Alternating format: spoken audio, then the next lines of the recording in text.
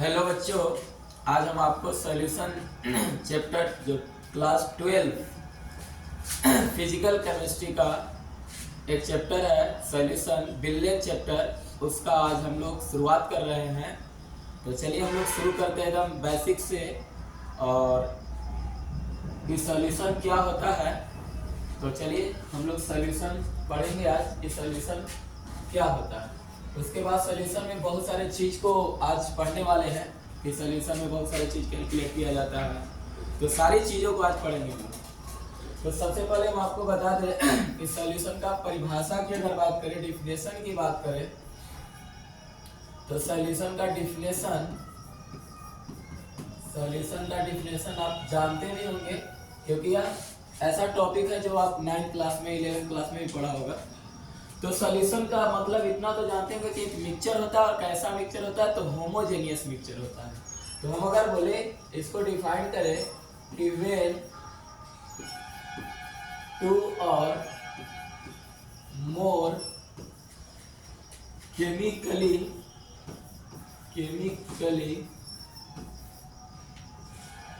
Non reacting substance reacting substance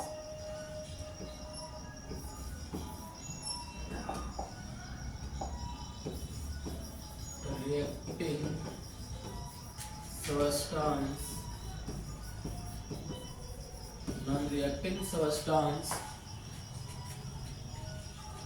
are mixed and form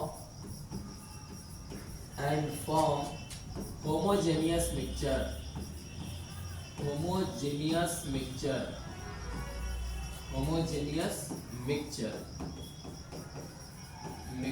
is called solution। यानी हम कह सकते हैं कि दो या दो से अधिक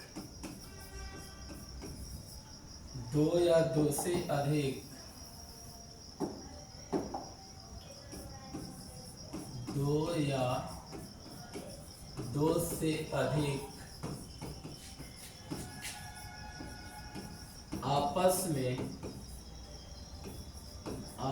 में अभिक्रिया न करने वाले पदार्थों का समांगी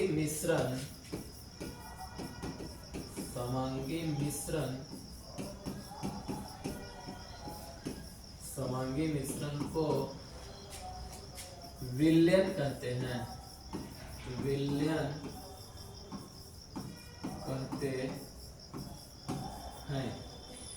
ये आपका हिंदी में परिभाषा हो गया कि होमोजेनियस मिक्सचर होता है। यानी कुल मिलाकर बोलेंगे तो सॉल्यूशन एक होमोजेनियस मिक्सचर होता है। चलिए अब एक बात करते हैं छोटा सा पॉइंट का कि कंपोनेंट क्या होता है।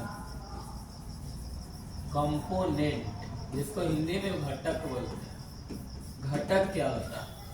तो कंपोनेंट का मतलब होता है कि किसी भी सॉल्यूशन को बनाने के लिए जो चीज हम लोग यूज करते हैं सॉल्यूशन बनाने के लिए, जो सबस्टेंस का यूज करते हैं, जो पदार्थ का यूज करते हैं, उस पदार्थ को हम लोग कंपोनेंट कहते हैं। तो अब इस पर बात ऐसा है कि कंपोनेंट अगर दो होगा, अगर कंपोनेंट दो हो, अगर टू कंपोनेंट हो तो उसको हम लोग विलयन, अगर दो कंपोनेंट से मिलकर, दो घटक से मिलकर अगर विलयन बना हो, दो सबस्टेंस से मिलकर अगर सॉल्यूशन बना हो, तो उसको क्या कहेंगे, तो बाइनरी सॉल्यूशन कहेंगे।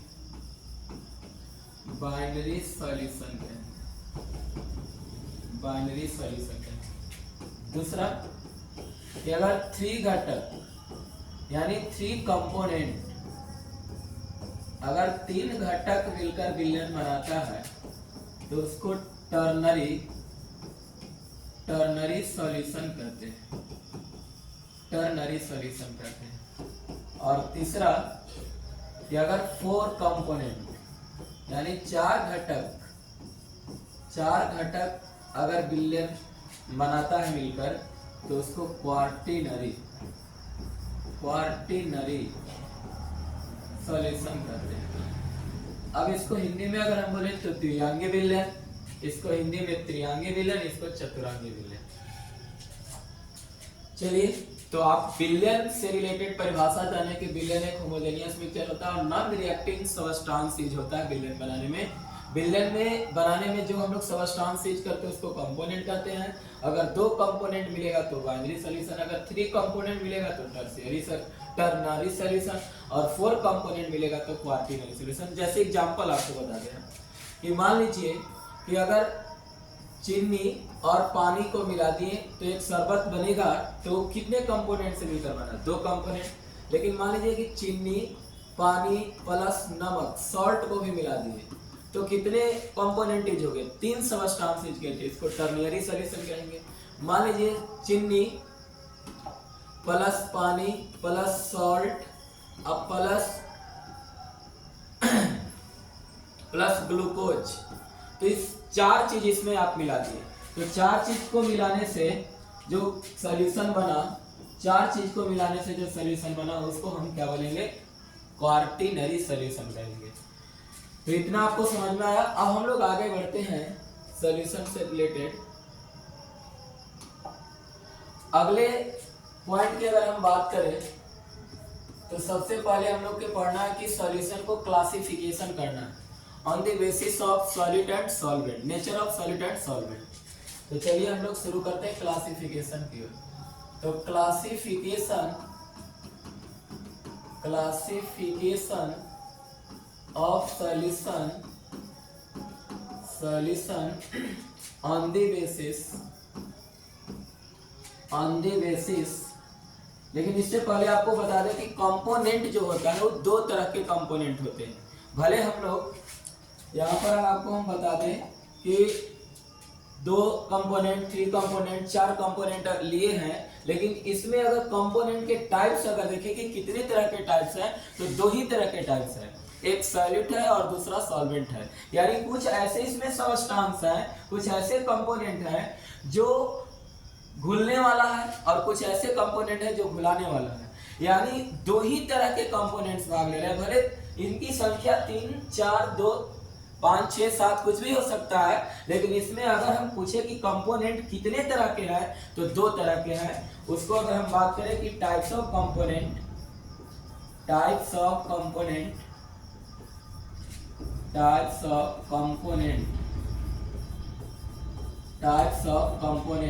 कितने तरह के घटक होते हैं, तो घटक के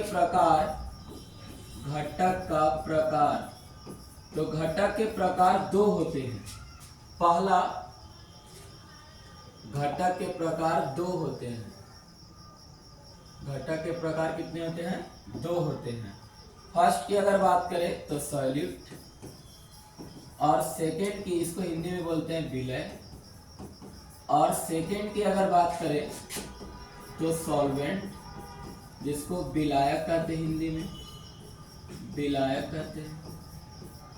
अब इसके बारे में बता देता हूँ सॉलिड क्या होता है। तो वैसा जो घुलने वाले पदार्थ होता है उसको सॉलिड कहते हैं, जो घुलाने वाला पदार्थ होता है उसको सॉल्वेंट कहते हैं।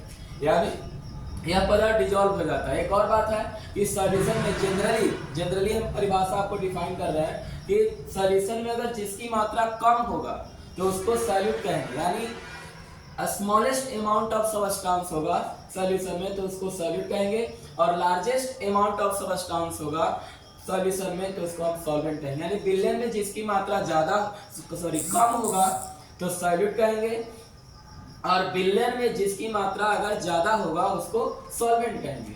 तो चलिए आप समझ गए होंगे कि घटक कितने तरह के होते हैं, कंपोनेंट कितने तरह के सॉल्यूशन में होते हैं, 2 तरह के। लेकिन कंपोनेंट की संख्या कितना हो सकती है, लेकिन उसमें टाइप्स अगर कंपोनेंट के देखेंगे तो 2 ही होंगे, सॉलिड और सॉल्वेंट। यानी बिलियन में जिसकी अमाउंट कम होगा उसको सॉलिड, और बिलियन में यानी सॉल्यूशन में जिसकी अमाउंट ज्यादा होगा उसको सॉल्वेंट कहेंगे। यानी बिलियन में जिसकी मात्रा कम होगा सॉलिड, और बिलियन में जिसकी मात्रा ज्यादा होगा उसको सॉल्वेंट कहेंगे। तो चलिए हम लोग क्लासिफिकेशन की ओर चल रहे थे, classification of solution on the basis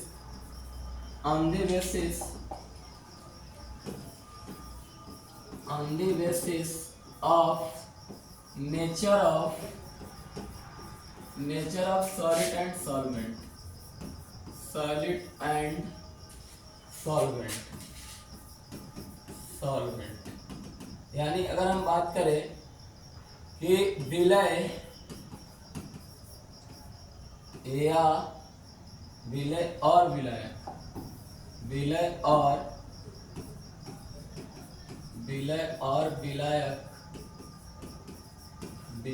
विलायक के प्रकृति के आधार पर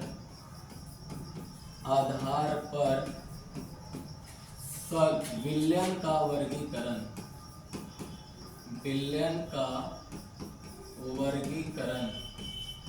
हम लोग किसके आधार पे कर रहे हैं?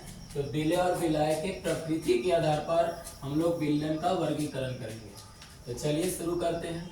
तो एक तरफ हम लोग सॉल्यूशन लिखेंगे, यानी इसको बोलेंगे विलयन, सॉल्यूशन हिंदी में इसको बोलते हैं विलयन। एक तरफ इसको लिख लेंगे और एक तरफ लिखेंगे सॉल्यूट, जिसको विलय कहते हैं, और एक तरफ लिखेंगे सॉल्वेंट, जिसको विलायक कहते हैं, और एक तरफ लिख लेंगे उदाहरण, एग्जाम्पल। तो चलिए विलयन का उदाहरण के साथ हम लोग पढ़ेंगे वर्गीकरण। तो सबसे पहले एक बात आपको बता दें कि विलयन का जो फिजिकल स्टेट होता है, रिजल्टिंग सॉल्यूशन का जो फिजिकल स्टेट होता है, उस सॉल्वेंट के अकॉर्डिंग होता है। अगर सॉल्वेंट का फिजिकल स्टेट अगर सॉलिड है तो उसको हम लोग सॉल्यूशन भी सॉलिड प्राप्त होगा। अगर सॉल्वेंट अगर लिक्विड है तो सॉल्यूशन भी लिक्विड प्राप्त होगा। अगर सॉल्वेंट अगर गैस है तो सॉल्यूशन भी आपको गैस प्राप्त होगा। तो उस पर डिपेंड करेगा, सॉल्वेंट के नेचर पर डिपेंड करेगा।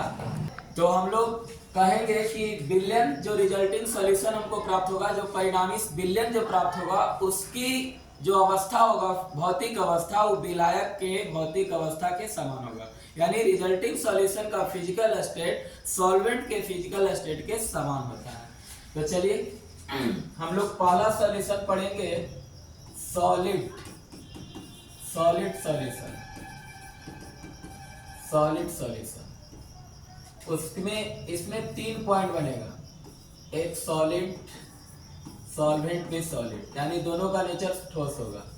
दूसरा लिक्विड, सॉलिड लिक्विड होगा, लेकिन सॉल्वेंट घुलाने वाला आपको सॉलिड होगा। सी,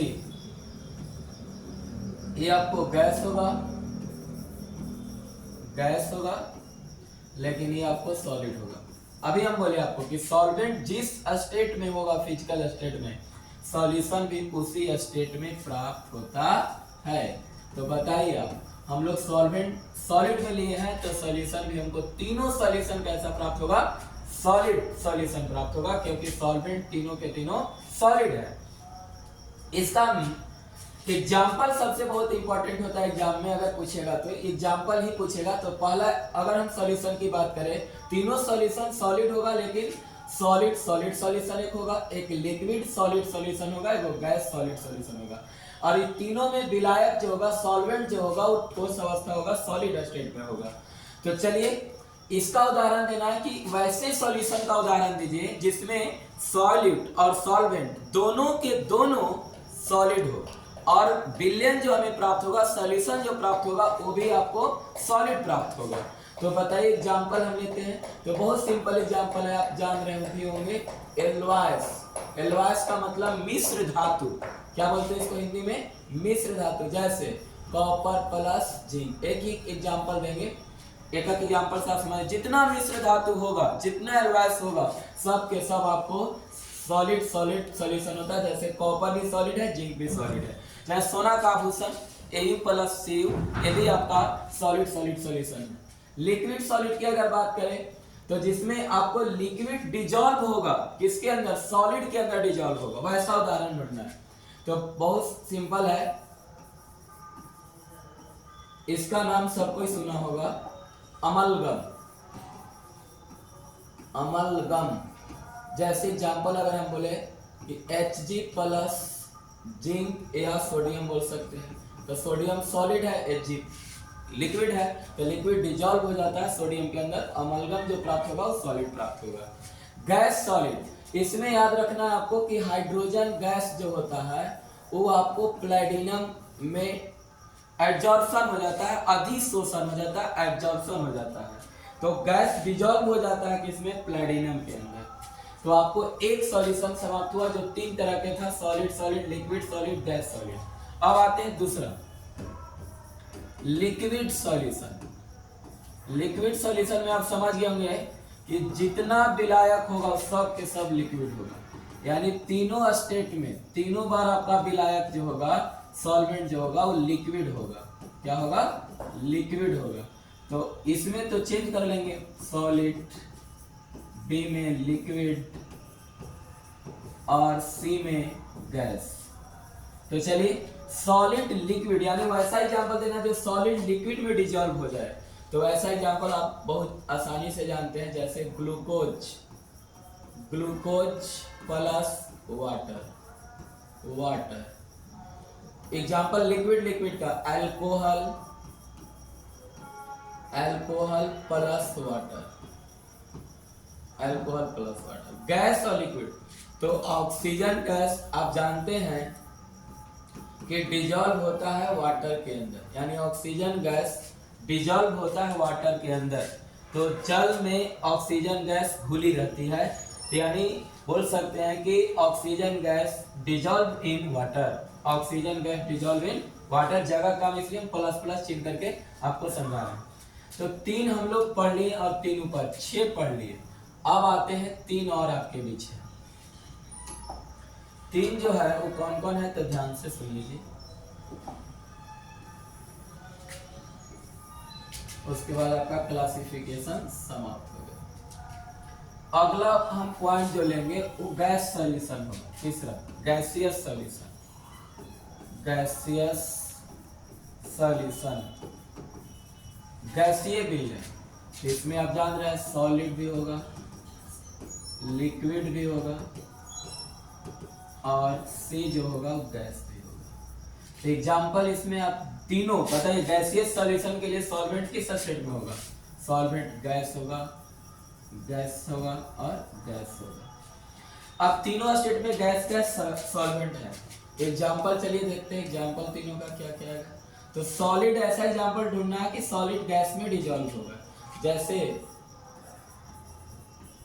कपूर का नाम सुने होंगे, कपूर इन एयर, हवा में कपूर डिजॉल्व हो जाता है। तो कपूर तो सॉलिड है और हवा क्या है, गैस है, गैस में डिजॉल्व होता है। लिक्विड गैस तो वेपर, वेपर, वेपर की अगर बात करें तो वेपर इन एयर, एयर में आपको वाष्प है, जल वाष्प है, नमी है, तो नमी लिक्विड हो गया। गैस गैस तो एग्जांपल एकदम सिंपल है, N2 gas plus O2 gas, यानी नाइट्रोजन और ऑक्सीजन गैस का mixture, mixture of nitrogen and oxygen gas, दोनों का मिश्रण गैस गैस का होगा। तो यही आपको 3 3 6 और 3 9 प्रकार के सॉल्यूशन थे। सॉल्यूशन का क्लासिफिकेशन समाप्त। इसके अलावे 9th क्लास में पढ़े होंगे solution, dilute solution, concentrated solution. Dilute solution का मतलब क्या होता है आपको बता दें, डाइल्यूट सॉल्यूशन का मतलब क्या होता है। तो डाइल्यूट सॉल्यूशन का मतलब क्या होता है, डाइल्यूट सॉल्यूशन का मतलब होता है कि जिसमें अमाउंट, सॉल्यूट का अमाउंट एकदम कम होता है। और कंसंट्रेटेड सॉल्यूशन में क्या होता है, कंसंट्रेटेड सॉल्यूशन में क्या होता है, कंसंट्रेटेड सॉल्यूशन में क्या होता है कि अमाउंट जो होता है सॉल्वेंट का, सॉल्यूट का अधिक होता है, यानी इसमें अमाउंट विलय का मात्रा कम होता है और इसमें विलय की मात्रा ज्यादा होता है। तो उसको हम लोग हिंदी में एक को तनु विलयन बोलते हैं, तनु विलयन बोलते हैं, और दूसरा को बोलते हैं सांद्र विलयन, यानी वैसा विलयन जिसमें विलय की मात्रा कम होगा तो तनु विलयन, और वैसा विलयन जिसमें विलय की मात्रा अधिक होगा उसको सांद्र विलयन कहेंगे। यानी अमाउंट ऑफ सॉल्यूट स्मॉलेस्ट होगा, इसमें अमाउंट ऑफ सॉल्यूट लार्जेस्ट होगा। चलिए इसके आगे की अगर हम बात करें तो अब हम लोग पढ़ेंगे कंसंट्रेशन ऑफ सॉल्यूशन। तो चलिए कंसंट्रेशन ऑफ सॉल्यूशन की ओर चलते हैं। तो सबसे पहला पॉइंट हेडिंग होगा मेरा कंसंट्रेशन ऑफ सॉल्यूशन, जिसको हिंदी में बोलते हैं विलयन की सांद्रता। विलयन की सांद्रता। तो विलयन की सांद्रता के बारे में हम लोग पढ़ेंगे। तो विलयन की सांद्रता निम्नलिखित रूप में व्यक्त की जाती है। बहुत सारे इसका टर्म है विलयन कंसंट्रेशन ऑफ सॉल्यूशन का। तो चलिए हम एक टर्म को, एक पद को सिखाने का कोशिश करूंगा, और इसमें बहुत इंपॉर्टेंट भी टर्म है जो आपको हम VVI बता देंगे कि आपको एग्जाम में पूछता है। तो सबसे पहला की अगर हम बात करें, सबका नाम हम लिख देते हैं, कितने टर्म आएंगे इसके अंदर। तो सबसे पहला टॉपिक की अगर बात करें तो मास परसेंटेज। मास परसेंटेज क्या होता है, इसको हम लोग पढ़ेंगे W/W से डिनोट करते हैं। हिंदी में बोलते हैं द्रव्यमान प्रतिशत। दूसरा बात कि वॉल्यूम परसेंटेज होता है।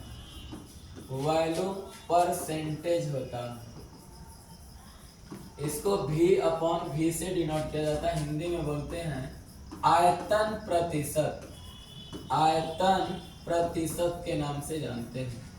तीसरा है मास वॉल्यूम परसेंटेज।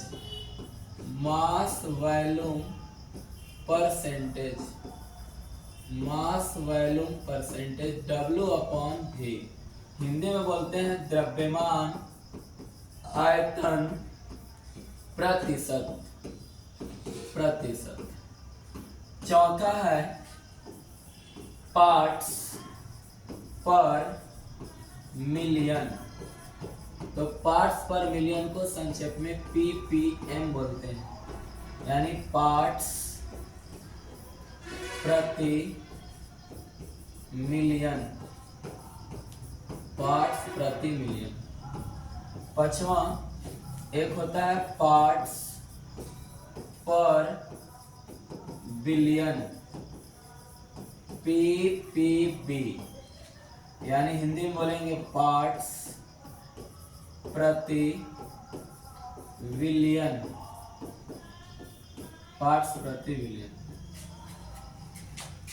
इसके बाद अगर हम बात करें छठा, तो पढ़ना हम लोग के मोल फ्रैक्शन।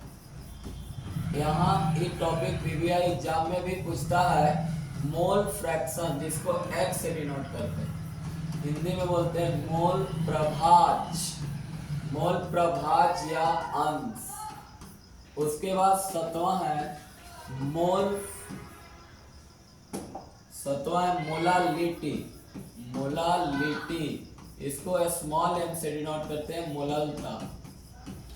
मोललता। उसके बाद आठवां है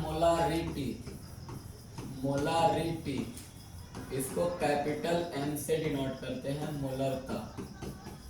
मोलरता। उसके बाद नवां है नॉर्मलिटी।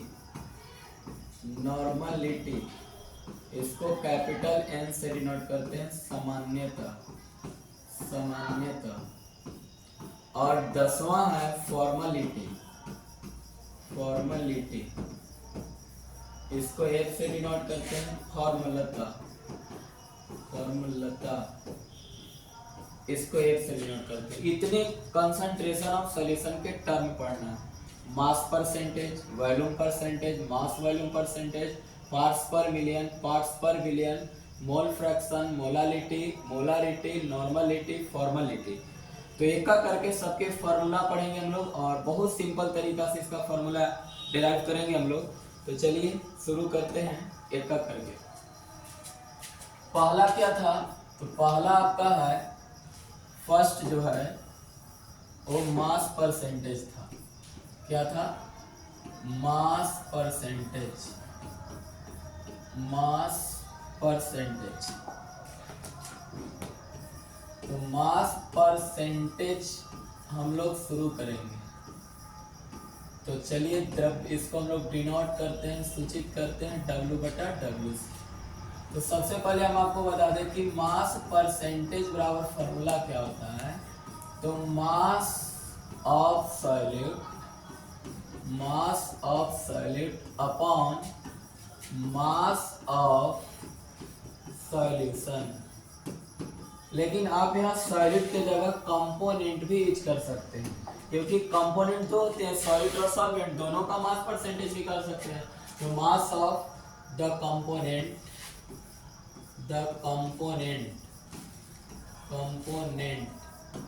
इनटू 100, क्योंकि प्रतिशत में बदलना है तो 100 से मल्टीप्लाई होगा।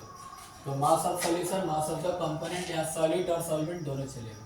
अब इस फॉर्मूला को यूज हम लोग करेंगे। तो एक आपको क्वेश्चन के रूप में मानकर लेट करके दिखा रहा हूँ। जैसे मान लीजिए कि क्वेश्चन में दिया कि मास ऑफ सॉलिड, तो मान लीजिए मास ऑफ सॉलिड W 1 ग्राम दिया हुआ है, और दिया हुआ क्वेश्चन में कि मास ऑफ सॉल्वेंट W 20 ग्राम दिया हुआ है। तो बताइए मास ऑफ सॉल्यूशन कितना होगा।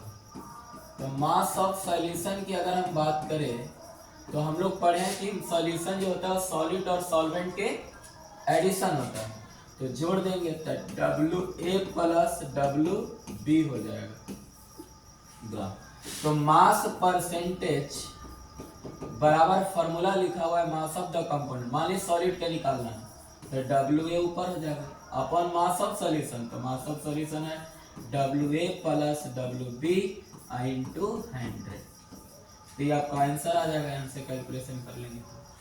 तो ये हुआ मास परसेंटेज। अब हम लोग पढ़ेंगे इसके बाद मास वॉल्यूम परसेंटेज। सेकेंड पढ़ेंगे वॉल्यूम परसेंटेज। वॉल्यूम परसेंटेज इसको V/V कर। अब चलते हैं वॉल्यूम परसेंटेज पे। तो वॉल्यूम परसेंटेज बराबर फॉर्मूला बनेगा सेम आपको मास परसेंटेज जैसा होगा, लेकिन यहाँ वॉल्यूम यूज करना है। तो volume of the component upon volume of solution into 100। अब इसी फॉर्मूला को यूज करके हम लोग वॉल्यूम परसेंटेज कैलकुलेट करेंगे। चलिए देखते हैं। तो मान लेते हैं, लेट कर लेते हैं कि वॉल्यूम ऑफ सॉल्यूट VA और वॉल्यूम ऑफ सॉल्वेंट मेरा हो गया VB। तो बोलिए वॉल्यूम ऑफ सॉल्यूशन कितना होगा। तो वॉल्यूम ऑफ सॉल्यूशन कितना होगा। Volume of solution VA plus VB होगा। तो बोलिए वॉल्यूम परसेंटेज कैलकुलेट करना है हमको। तो सॉल्यूट का अगर कैलकुलेट करना है तो VA ऊपर होगा और अपॉन में होगा VA प्लस VB इंटू 100 होगा। इस तरह से कैलकुलेट कर लेंगे वॉल्यूम परसेंटेज को। कोई दिक्कत है बोलिए। इतना आसान है, ऐसा बहुत सिंपल चीज है। आगे हम लोग अब पढ़ेंगे। तो नेक्स्ट है मास volume percentage. Mass volume percentage W/V। तो चलिए मास वॉल्यूम परसेंटेज का फॉर्मूला क्या होता है। तो मास वॉल्यूम परसेंटेज का फॉर्मूला होता है कि mass of solute upon volume of solution into 100 होगा, यानी 100 से मल्टीप्लाई करेंगे तो हमारा परसेंटेज कैलकुलेट हो जाएगा। अब मान लेते हैं कि मास ऑफ सॉल्यूट आपको WA ग्राम दिया हुआ है, तो volume of solution, total complete volume of solution दिया हुआ है VmL। तो हम लोग अगर वॉल्यूम मास वॉल्यूम परसेंटेज अगर कैलकुलेट करेंगे, मास वॉल्यूम परसेंटेज कैलकुलेट करेंगे तो WA/V इंटू 100 होगा। इस तरह से कैलकुलेट कर लेंगे मास वॉल्यूम परसेंटेज। तो बहुत सिंपल है सर। चलते हैं आगे। अब इसके बाद हम लोग के अगला पॉइंट है पार्ट्स पर मिलियन। यहां से कुछ ऑब्जेक्टिव आपको बनेगा, पार्ट्स पर मिलियन। तो पार्ट्स पर मिलियन को हम लोग लिखते हैं ppm। तो पार्ट्स पर मिलियन क्या होता है, तो आपको याद रखना है कि यह मेथड जो है डाइल्यूट सॉल्यूशन के लिए यूज होता है, यानी this method for use dilute solution, यानी यह विधि सिर्फ डाइल्यूट सॉल्यूशन तनु विलयन के लिए प्रयोग में लाया जाता है। तो हम लिख दें कि यह जो विलयन है for dilute solution, for dilute solution, for dilute solution, यानी वैसा विलयन जिसमें अभी हम आपको कुछ देर पहले बताए थे कि जिसमें विलय की मात्रा डाइल्यूट की विलय की मात्रा क्या होती है, कम होती है, सॉल्यूट का अमाउंट कम होता है, उसी को हम लोग डाइल्यूट सॉल्यूशन कहते हैं। और डाइल्यूट सॉल्यूशन का ही कंसंट्रेशन ppm में ज्ञात कर सकते हैं। जब भी ज्ञात होगा तो डाइल्यूट सॉल्यूशन का कंसंट्रेशन ppm में ज्ञात होगा। तो फॉर डाइल्यूट सॉल्यूशन के लिए हम लोग ppm यूज करेंगे। और फॉर डाइल्यूट सॉल्यूशन क्या होता है, जिसमें अमाउंट ऑफ सॉल्यूट क्या होता है, स्मॉलेस्ट अमाउंट ऑफ सॉल्यूट होता है, स्मॉलेस्ट, इसमें अगर डिफाइन करें तो स्मॉलेस्ट अमाउंट ऑफ सॉल्यूट, यानी इसमें विलय की मात्रा क्या होती है, छोटी होती है, कम होती है, विलय की मात्रा कम होती है। जिसमें विलय की मात्रा कम होगी, विलय की मात्रा अगर कम होती है तो हम वैसे विलयन को तनु विलयन कहते हैं, और इसको हिंदी में हम लोग तनु विलयन कहते हैं, तनु विलयन। तो तनु विलयन का ही सांद्रता ppm में व्यक्त किया जाता है। तो इसके लिए फॉर्मूला होता है कि मिलियन में कन्वर्ट करना है आपको, क्योंकि इससे पहले हम लोग परसेंटेज निकाल रहे थे। तो एक मिलियन में अगर हम बात करें कि कितना लाख होगा, तो 10 लाख होगा। तो कितने जीरो हो जाएंगे, 6 जीरो हो जाएंगे, 2 2 4 2 6 जीरो, यानी 1 मिलियन बराबर हम लिख सकते हैं 10 के पावर 6 भाग। अब इसी का इसका फॉर्मूला बन जाएगा। तो ppm बराबर होता है mass of solute upon mass of solution into 10 के पावर 6 होगा। तो अब ध्यान दीजिए, एक बात यहाँ इंपॉर्टेंट क्या है कि ppm जो पॉइंट है, यह जो ppm है, आपको याद रखना है कि ppm W/W के रूप में भी इसको व्यक्त कर सकते हैं, V/V के रूप में भी व्यक्त कर सकते हैं, और W/V के रूप में भी व्यक्त कर सकते हैं। ये आपको याद रखना है कि तीनों के रूप में हम ppm ज्ञात कर सकते हैं। तो 3 फार्मूला बन जाएंगे। जैसे पहला mass of solute upon mass of solution की, तो W/W हो गया। दूसरा अगर हम बात करें तो ppm बराबर volume of solute upon volume of solution हो जाएगा, यानी विलय के आयतन बटा बिलियन का आयतन, इनमें विलय की मात्रा बटा बिलियन का मात्रा, अब उन्हें 10 के पावर 6 हो जाएगा। तो 2 फार्मूला हो गया। एक और बन सकता है तीसरा हम लोग बना लेंगे ppm बराबर mass of solute upon volume of solution into 10 के पावर 6 10 टू द पावर 6। इस तरह से 3 फार्मूला ppm में याद रखना है कि W/W के रूप में भी, V/V के रूप में भी, और W/V के रूप में भी कैलकुलेट कर सकते हैं। चलते हैं अब हम लोग नेक्स्ट पार्ट्स पर बिलियन। तो ये जो होता है एकदम बिलियन की तरह होता है, जो अभी हम लोग पढ़े पार्ट्स पर मिलियन, इसी तरह होता है पार्ट्स पर बिलियन। तो चलिए पार्ट्स पर बिलियन पढ़ते हैं। पांचवा है पार्ट्स पर बिलियन। तो पार्ट्स पर बिलियन को लिखते हैं हम लोग PPB। तो देखिए पार्ट्स पर बिलियन क्या होता है, इसमें सिर्फ आपको याद रखना है कि 1 बिलियन बराबर 10 के पावर 9, बस इतना ही चेंज होगा, बाकी सब सेम होगा। आपको यूज करना है इसमें वेरी डाइल्यूट सॉल्यूशन।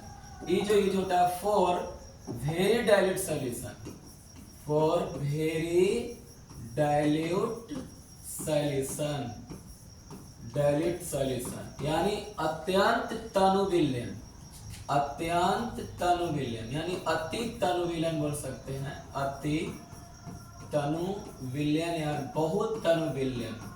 यानी इसमें समझ रहे हैं ना, अमाउंट ऑफ सॉलिड और very smallest, very smallest of solid, very smallest amount of solid, sorry very smallest amount of solid. यानी इसमें विलय की मात्रा अत्यंत कम होती है, विलय की मात्रा अत्यंत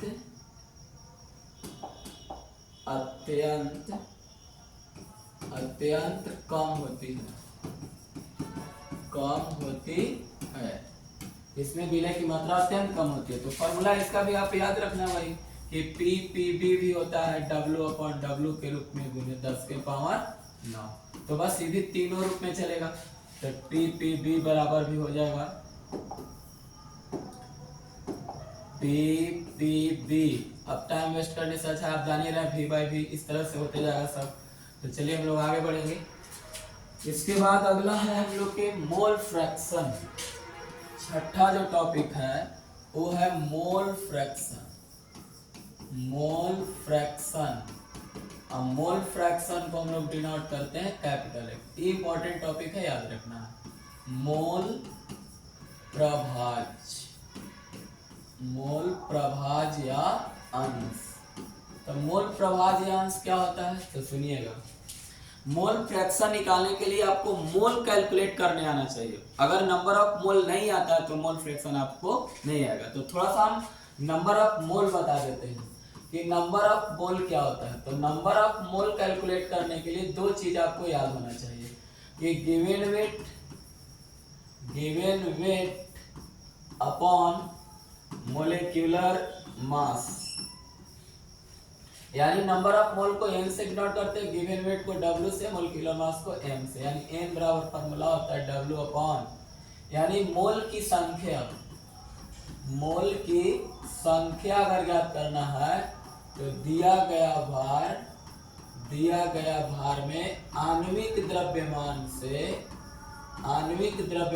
क्या कर देंगे, भाग दे देंगे, हमको मोल की संख्या निकल जाएगा। तो मोल की संख्या निकालने आएगा तो मोल फ्रैक्शन आपके लिए एकदम आसान हो जाएगा।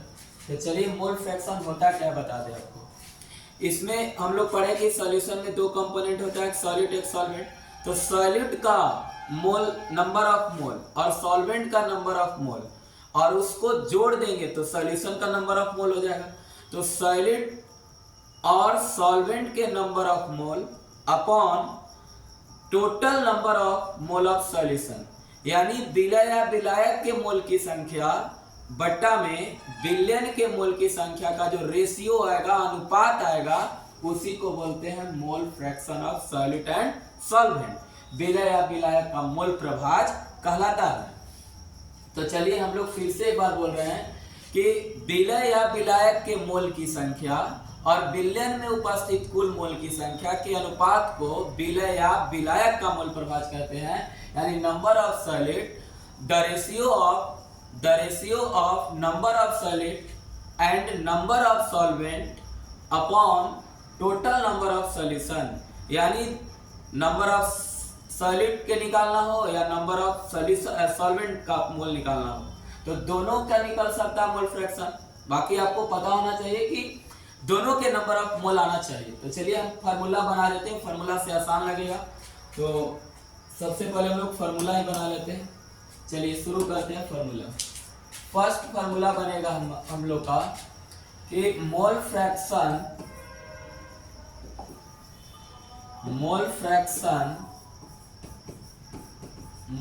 फ्रैक्शन ऑफ सॉल्यूट यानी विलय का मोल प्रभाज्य, विलय का मोल प्रभाज्य।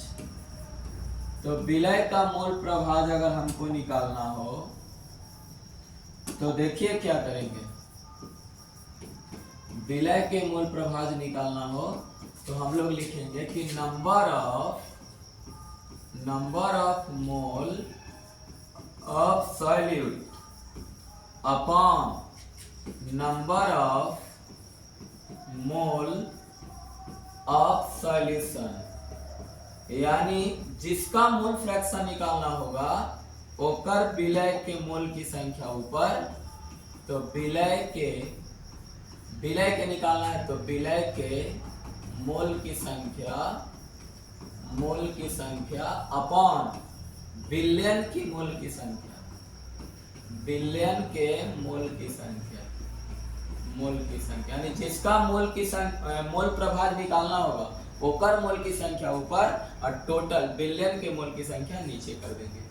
दूसरा हम लोग निकालेंगे मोल फ्रैक्शन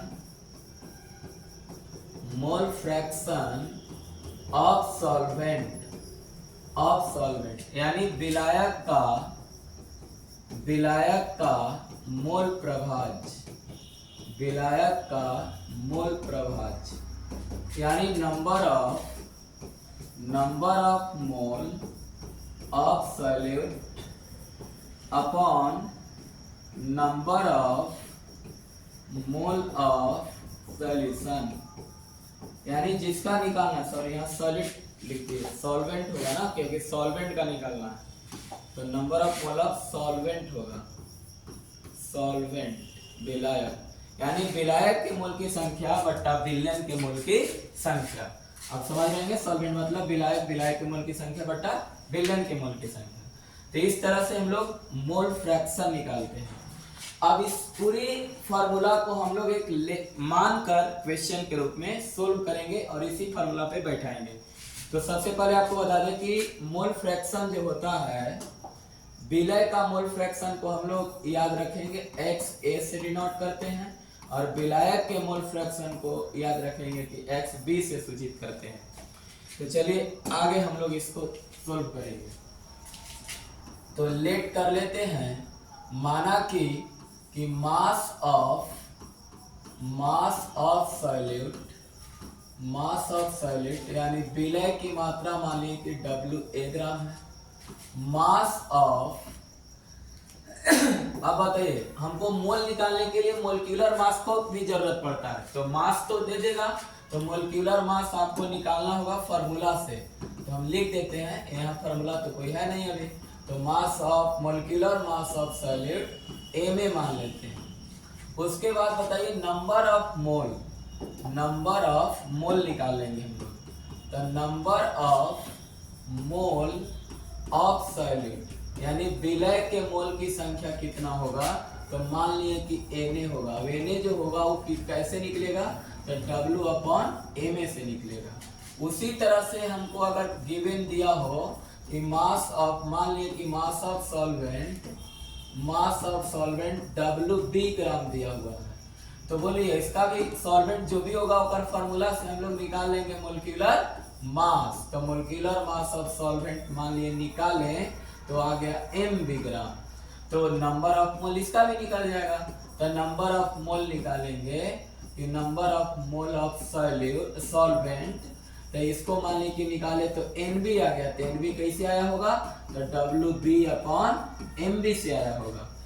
अब चलिए विलय के मोल फ्रैक्शन ज्ञात करना है, तो विलय के मोल फ्रैक्शन को x से सूचित करते हैं। और अभी बताया आपको कि जिसका मोल प्रभाज्य निकालना होगा, मोल फ्रैक्शन निकालना होगा, उसके मोल की संख्या को ऊपर लिखना है और टोटल मोल की संख्या को नीचे लिखना है।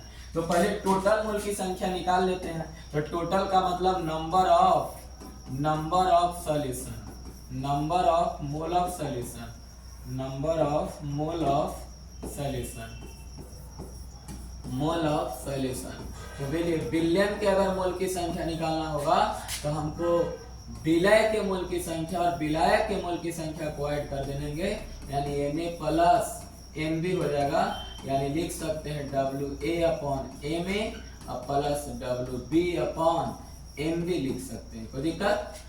तो चलिए हम लोग दो फार्मूला यहाँ पर निकालेंगे, एक विलय के लिए और एक विलायक के मोल प्रभाज के लिए। तो विलय के मोल प्रभाज अगर निकालेंगे तो उसको हम लोग डिनोट करते XA से। तो जिसका मोल प्रभाव निकालना है तो उसको विलय मोल की संख्या ऊपर, तो विलय के निकालना है तो सॉलिड का निकालना है, तो सॉलिड का मोल की संख्या कितना है, तो सॉलिड का मोल की संख्या Na है और बट्टा में टोटल मोल की संख्या तो Na प्लस Nb हो जाएगा, Na प्लस Nb। Na का वैल्यू दिया हुआ है WA अपॉन Ma और टोटल में आपको याद रखना है WA अपॉन Ma और प्लस WB अपॉन Mb। ये हो गया सॉलिड का मोल फ्रैक्शन, यानी मोल फ्रैक्शन ऑफ सॉलिड, विलय के मोल प्रभाव। अब दूसरा उसी तरह से निकालना हमको XB, मतलब सॉल्वेंट का मोल फ्रैक्शन। तो विलायक का मोल प्रभाव निकालने के लिए विलायक के मोल की संख्या ऊपर और टोटल मोल की संख्या नीचे। तो इसको भी लिख सकते हैं WB अपॉन MB, अब पूरा में हो जाएगा upon WA upon Ma plus WB upon MB। तो इस तरह से ये आपका कैलकुलेट जो हो गया, ये हो गया विलायक के मोल प्रभाव यानी सॉल्वेंट का मोल फ्रैक्शन कैलकुलेट हो गया। लेकिन एक बात आपको बताना है, थोड़ा सा इसको ऊपर हम लोग कर लेते हैं। चलिए एक बात आपको बताना है कि याद रखिएगा इसमें दो नोट पॉइंट। पहला नोट पॉइंट हम लिख रहे हैं, फर्स्ट नोट पॉइंट क्या होता है कि इसमें ऊपर भी मोल होता है, नीचे भी मोल होता है। तो मोल मोल से कैंसिल हो जाता है, जिसके वजह से मोल फ्रैक्शन का यूनिट नहीं होता है, नहीं होता है। अब समझ रहे हैं ना कि मोल फ्रैक्शन का इकाई नहीं होता है, मोल फ्रैक्शन का यूनिट लेस होता है, या यूनिट लेस होता है, आप याद रखेंगे। दूसरा पॉइंट आपको याद रखना है कि mole fraction of solute plus mole fraction of solvent, यानी विलय के मोल प्रभाज और विलायक के मोल प्रभाज का योग 1 के बराबर होता है। ये बात हमेशा याद रखेंगे। तो अगर हम बात करें कि XA बराबर लिख सकते हैं 1 माइनस XB, लिख सकते हैं नहीं लिख सकते, बोलिए? बिल्कुल लिख सकते हैं हम लोग, बिल्कुल लिख सकते हैं कि 1 माइनस, सॉरी, बिल्कुल लिख सकते हैं 1 माइनस XB, और ये भी लिख सकते हैं कि XB बराबर 1 माइनस X, बिल्कुल लिख सकते हैं। तो कोई डाउट? अब इसको हम लोग प्रूफ भी कर सकते हैं। देखिए प्रूफ करके दिखा देते हैं, थोड़ा सा प्रूफ करके क्या दिखाना है कि बहुत सिंपल है। इसको XA प्लस XB बराबर 1 लाना है। तो XA का वैल्यू आप ऊपर पढ़े हैं कि Na upon Na plus NB, और इसमें पढ़े हैं NB upon Na plus NB। तो एलसीएम लीजिएगा, तो Na प्लस NB, तो ऊपर इससे कटेगा तो Na सिर्फ है तो Na होगा, इससे कटेगा तो NB बचेगा तो NB है, तो इससे कट गया और कट गया तो इसका वैल्यू 1 के बराबर होता है। तो हम लोग मोल फ्रैक्शन तक फॉर्मूला बना लिए। अब आगे बढ़ेंगे मोल फ्रैक्शन के बाद, हम लोग बढ़ेंगे मोलालिटी को स्मॉल m से डिनोट करते हैं, इसको हिंदी में बोलते हैं मोललता। अभी क्या होता है मोललता, ध्यान दीजिएगा। मोललता क्या होता है, कहता है कि 1 किलोग्राम सॉल्वेंट में जितना विलय के मोल की संख्या डिजॉल्व होगा, जितना उपस्थित होगा मोल की संख्या विलय का, उसी को हम बिलियन को बोलेंगे मोललता। यानी number of mole of solute dissolve इन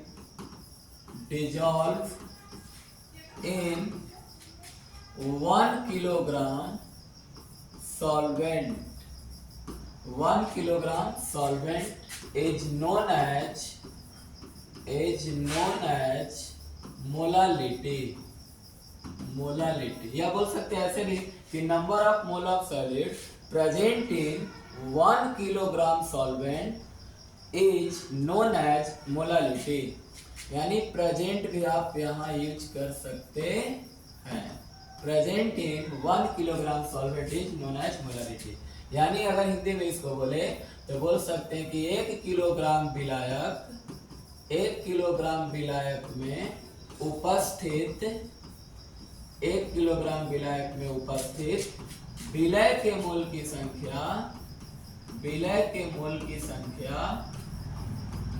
संख्या को मोललता, बिलियन की मोललता कहते हैं, या विलय की मोल की संख्या बिलियन की मोललता कहलाता है। बिलियन की मोललता कहलाता है, मोललता कहलाता है, क्या कहते हैं। चलिए इसको हम लोग किससे डिनोट करते हैं, स्मॉल m से डिनोट करते हैं। तो चलिए मोलालिटी बराबर हम लोग फॉर्मूला लिखेंगे। तो परिभाषा से ही लिखा जाएगा कि number of mole of solid, number of mole of solid यानी विलय के मोल की संख्या, विलय के मोल की संख्या upon mass of solvent kilogram में, किसमें रहेगा, किलोग्राम में, यानी विलायक का द्रव्यमान। अब देखिए अगर किलोग्राम में नहीं रहा, ग्राम में यहाँ रहेगा, तो इसको आप याद रखेंगे कि इस तरह से लिख सकते हैं, molality equal number of mole of solute into 1000, 1000 अब बट्टा में होगा मास ऑफ सॉल्वेंट इन ग्राम। तो ग्राम में रहेगा तो फॉर्मूला में 1000 से गुना कैसे होगा, क्योंकि ग्राम को हमको चेंज करना होगा कोची में, किलोग्राम में। तो 1000 से भाग देंगे तो ये कहाँ चला जाएगा, ऊपर चला जाएगा। तो इसलिए आपको याद रखना है कि अगर ग्राम में रहेगा तो फॉर्मूला में 1000 से मल्टीप्लाई कर लेंगे। अब आगे बढ़ेंगे, अगर हम इसकी बात करें मोलालिटी निकालने के लिए आपको याद रखना है कि 1 किलोग्राम विलायक में उपस्थित विलय के मोल की संख्या को मोललता कहते हैं, यानी number of mole of solid present या dissolve in 1 kilogram solvent is known as molarity. तो अगला बात अगर बोले कि इससे हम शॉर्टकट में फॉर्मूला बना ले, अगर तो चलिए थोड़ा सिंपल इसका फॉर्मूला एक बना लेते हैं। तो बहुत आसान है बनाना। देखिए मोलालिटी को किससे सूचित करते हैं, स्मॉल m से। नंबर ऑफ मोल, विलय के मोल की संख्या को Na से सूचित किए हैं पहले से ही, डिनोट किए हैं। मास ऑफ सॉल्वेंट को हम लोग कैपिटल W और ग्राम में रहेगा तो फॉर्मूला में कितना से गुना, 1000 से गुना हो जाएगा। ठीक हो गया। अगर इसको एक और लिखना चाहें तो हम लोग जानते हैं कि मोल की संख्या कैसे निकलता है, तो A में और गुने हो जाएगा कैपिटल W ग्राम में और गुने 1000। क्यों, क्योंकि Na बराबर हम लोग पढ़े हैं कि WA/M होता है। कोई दिक्कत, तो आप इतना आसानी से कैलकुलेट, इस पर न्यूमेरिकल बनेगा, इस पे भी न्यूमेरिकल आप बनाएंगे, इस पे भी न्यूमेरिकल आप बनाएंगे, आसानी से बनेगा। तो ये मोलालिटी की कहानी हुआ। अभी इसमें और पढ़ना हम लोग को कुछ, चलिए देखिए दिखाते हैं आपको मोलालिटी में और कुछ पढ़ना है। क्या पढ़ना है, तो देखिए पहला बात क्या पढ़ना है कि इसमें मोलालिटी का यूनिट निकालना है। मोलालिटी का हम लोग यूनिट निकाले, यूनिट ऑफ मोलालिटी, मोलालिटी का इकाई निकालेंगे। तो यूनिट ऑफ मोलालिटी यानी मोललता का इकाई निकालना है। किसका इकाई निकालना है, मोललता का इकाई निकालना है। तो मोललता का इकाई देखिए कितना आसान है निकालना, बहुत आसान है। ऊपर बताइए फॉर्मूला में क्या, सॉरी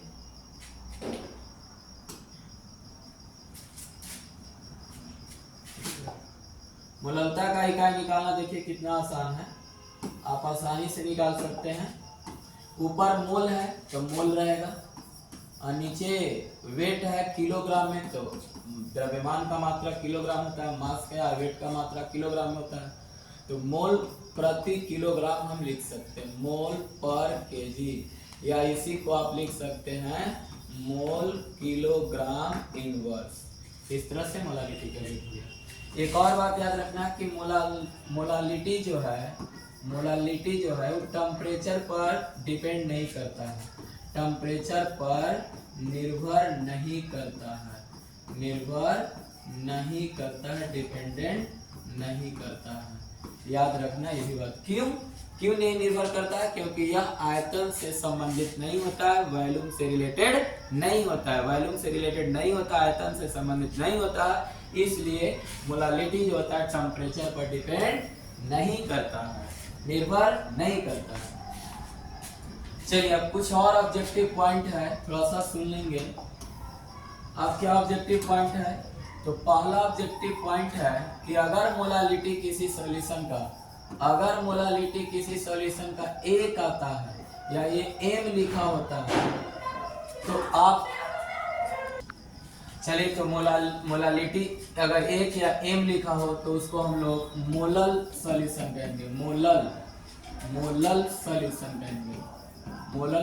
कहेंगे। और अगर मोलालिटी 1/10 हो या m/10 लिखा हो तो उसको डेसी मोलल विलयन कहेंगे। क्या कहेंगे? डेसी मोलल विलयन कहेंगे, डेसी मोलल सॉल्यूशन कहेंगे, डेसी मोलल विलयन कहेंगे। अगर मोलालिटी 1/100 हो यानी m/100 हो तो उसको क्या बोलेंगे? सेंटीमोलल सॉल्यूशन कहेंगे।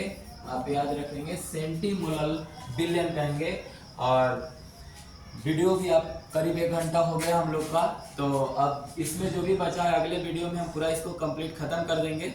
तो आज तक इतना ही रहने देते हैं। जय हिंद, जय भारत।